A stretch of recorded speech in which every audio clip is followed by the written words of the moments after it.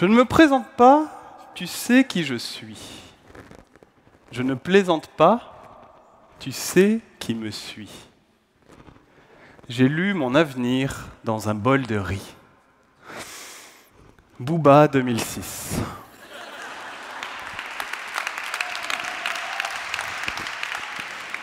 À pleine main, je prends tes hanches, et tu cesses de faire la planche.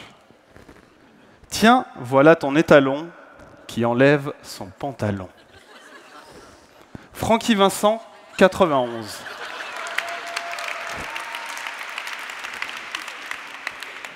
Je te tiens, je te traîne par la barbichette. Le premier qui pleure, on le noie dans la tartiflette. Seth Gecko, 2009. Alors si la mémoire ne relève pas du devoir, l'oubli, lui, oui.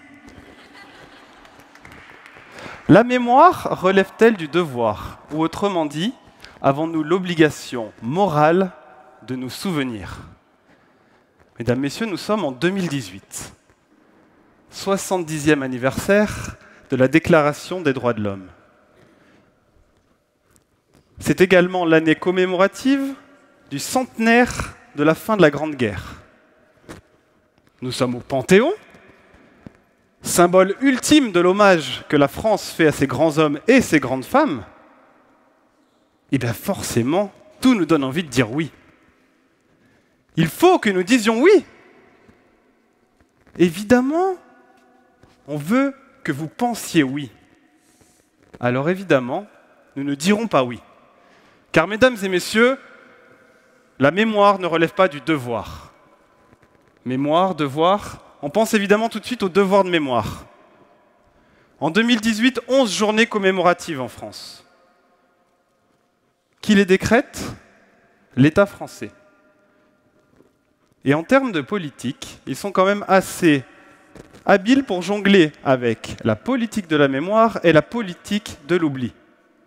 Combien de temps il a fallu attendre pour qu'on parle enfin de manière honnête de la colonisation dans les livres d'histoire à l'école? 40 ans, messieurs, dames, 40 ans.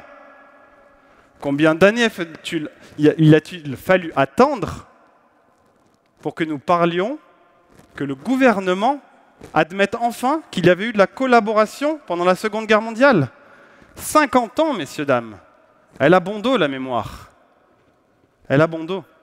Alors, la mémoire, elle fait appel à l'émotion, évidemment. Et comme vous le savez, dans la société actuelle, on a un petit penchant, un goût particulier pour l'émotionnel, le spectaculaire, le sensationnel. Il n'y a qu'à voir cette nouvelle forme de tourisme dont on parle de partout, le tourisme de la mémoire. Oh chérie, ces petites vacances à Auschwitz, elles sont incroyables. Ils ont tout refait à l'identique, on s'y croirait. Oh, c'est les douches, tiens, selfie. Je vais envoyer cette photo à Bernard et à Brigitte, je te dis, ils vont être complètement jaloux, hein. C'est pas leur petite photo d'Éthiopiens qui crèvent la dalle de l'été dernier, hein. Alors est-ce qu'on est dans le souvenir empathique?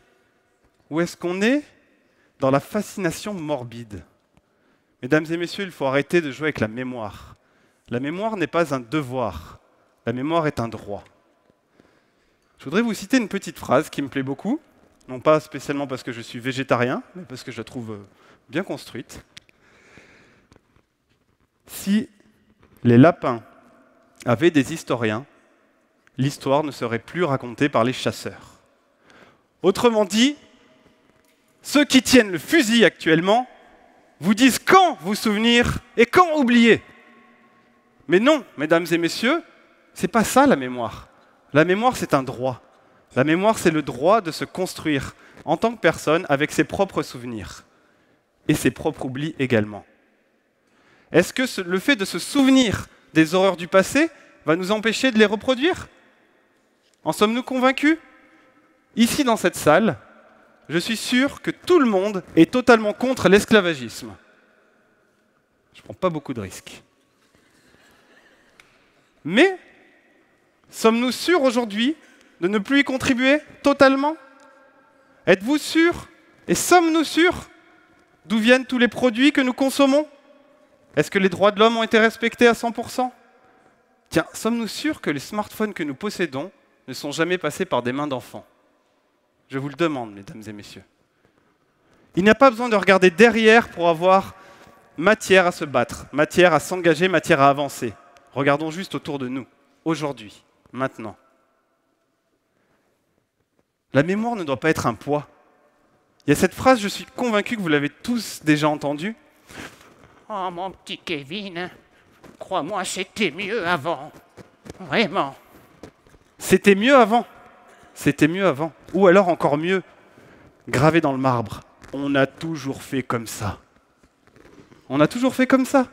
Bah, si on a toujours fait comme ça, c'est comme ça qu'il faut faire, puisqu'on a toujours fait comme ça. Donc si tu ne fais pas ça, tu ne fais pas bien, puisque si on a toujours fait comme ça, c'est la vérité. Alors brisons ces chaînes.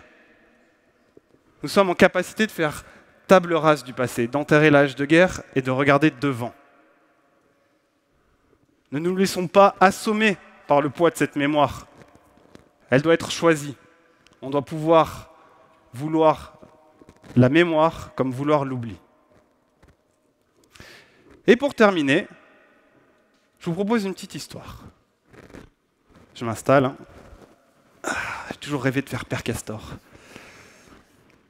Chaque année, sur les bords du Mékong, dans un petit village, était organisée une course un petit peu particulière. Une course de grenouilles. Le tracé, décidé par le chef du village, partait des abords du fleuve et montait jusqu'au sommet de la colline où était construite sa maison. La ligne d'arrivée était donc le seuil de sa maison. De l'aveu de tous, le tracé était impossible. Et d'ailleurs, l'histoire en témoignait puisque jamais aucune grenouille n'avait réussi à franchir la ligne d'arrivée. Cette année, pour la 60e édition, le départ est donné. Les grenouilles s'élancent. Elles commencent à monter, monter, monter. Et on entend la foule crier, crier, crier. « Vous n'y arriverez pas! Ce n'est pas la peine! Personne n'a jamais réussi !» Les grenouilles continuent à avancer, mais elles se découragent petit à petit. « Abandonnez! Personne ne l'a jamais fait avant vous !» Plus qu'une poignée, messieurs, dames, plus qu'une poignée de grenouilles continuent à avancer. « C'est pas la peine, c'est ici qu'elles abandonnent toutes! Personne ne l'a jamais fait et vous ne le ferez pas non plus !» Toutes les grenouilles renoncèrent. Toutes les grenouilles abandonnèrent, sauf une grenouille imperturbable, qui continua à gravir la montagne et franchit la ligne, pour la première fois en 60 ans. Alors la branle-bas de combat dans le village. Qu'est-ce qui s'est passé? A-t-elle triché? A-t-elle triché?